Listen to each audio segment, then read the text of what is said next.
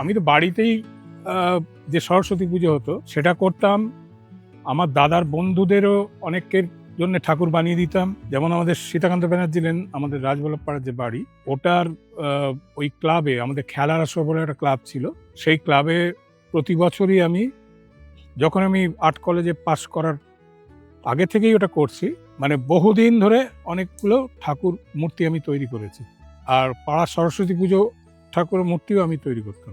এই সবগুলো তো ছিলই ছোট বয়স থেকে, ছোট ছোট দুর্গা করা, যত রকমের মূর্তি ঠাকুর সবই করেছি। কিন্তু যেটা আমি পরে জাজমেন্টে এলাম, আর যেটা হচ্ছে অশোকদার সঙ্গে একদম ছোট বয়স থেকে, অশোকদা যখন ঠাকুর করতেন তখন আমরা একদম ছোট বয়সে দেখতাম। তারপরে আমি যখন ছবি আঁকা শুরু করলাম তখন অশোকদাকে গিয়ে দেখাতাম। অশোকদা ওগুলো দেখে কেমন হয়েছে কেমন হচ্ছে না ঠিক সব বুঝিয়ে দিতেন। মানে এইটা কিন্তু আমার প্রথম শিক্ষক কিন্তু উনি।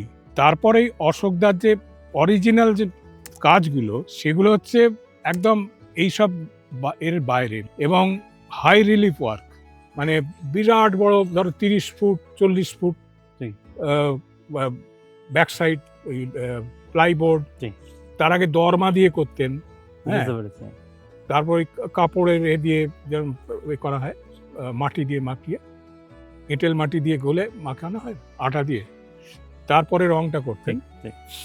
এবং কালারটা উনি স্প্রে দিয়ে করতেন। আবার যেটা হাতে ড্রয়িং করতেন সেই মানে হাতের পার্সপেক্টিভটা, যেটা উঁচুতে থাকলে কতটা অ্যাঙ্গেল করতে হয়, সেইটা কিন্তু মানে অশোকদার ওখানে বসে, আমরা পাশে বসে যখন রং নিয়ে ধরছি, অশোকদার ড্রয়িং করছেন, তখন কিন্তু বুঝতে পারছি আসল ড্রয়িংটা কিরকম হওয়া উচিত, যাতে লোকে পাবলিক যখন দেখছে তখন কিভাবে দেখতে হবে।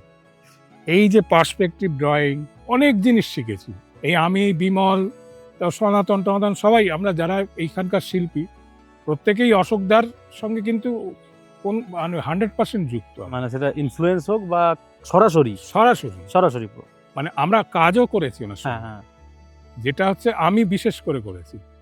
আর সেটা হচ্ছে উনি যাই কাজ করুন, সবকিছু কাজের মধ্যে কিন্তু একটা ভারতীয় চিত্রকলার যে ব্যাপার রয়েছে, তার সঙ্গে যে সামাজিক দৃষ্টিভঙ্গিগুলো, এবং ওনার বিষয়বস্তু যেটা সারা কলকাতায় কোথাও ছিল না, লোকে অতটা বুঝতেও না। পরবর্তীকালে যখন থিম মেকিং হলো, আরো আগে গিয়ে উনি কাজ করছেন, এগুলো অনেক আগে থেকেই উনি এটা শুরু করেছেন।